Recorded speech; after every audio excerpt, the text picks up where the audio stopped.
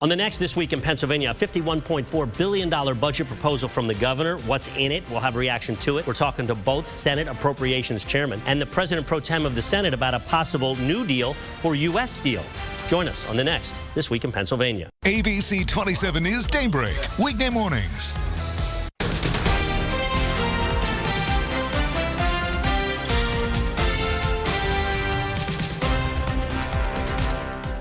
Today I can report that Pennsylvania is on the rise. So is the amount of money Governor Shapiro is trying to spend in his proposed budget. On This Week in Pennsylvania, we'll run down the highlights.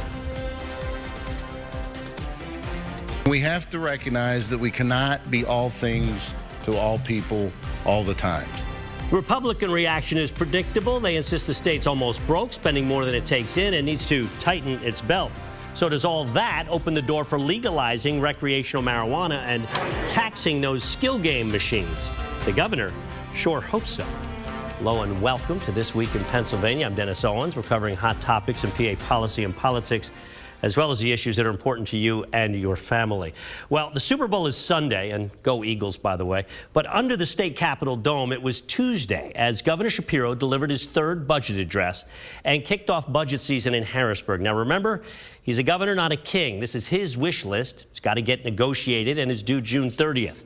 For the first time ever, though, a PA governor requested more than $50 billion, $51.4 billion, actually. It's a 7.5% hike over the current fiscal year. It would exhaust the state's surplus and spend $1.5 billion of its rainy day fund, and would steer an additional $535 million toward public schools. It would divert an additional $300 million from state sales tax receipts and send it to mass transit, especially cash-strapped SEPTA in Philadelphia.